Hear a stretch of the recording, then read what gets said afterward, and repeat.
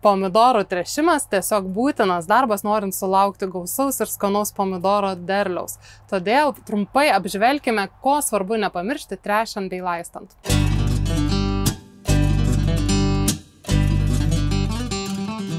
Pomidorus tręškite kas 1 ar 3 savaitės.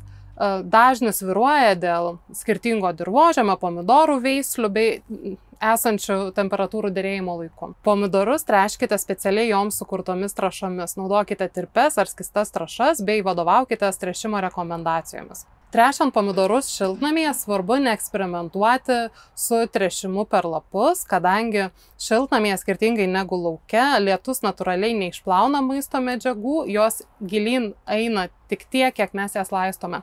Dėl to perteklinis maisto medžiagų kiekis gali sutrikdyti pomidorų augimą bei blokuoti vienų ar kitų medžiagų įsisavinimą. Tręškite kiek vėsesnę dieną, rinkitės ankstyvą rytą arba vakarą.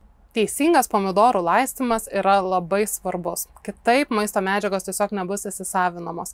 Rinkitės aplinkos temperatūros vandenį. Neliekite įkaitusių šiltnamyje vandenį, taip pat neliekite ledinio vandens iš gręžinio ar šulinio. Kitaip augalai patirs stresą, o pomidorai nemėgsta žemų temperatūrų. Jeigu norite ir daugiau naudingų patarimų, prenumeruokite šį kanalą.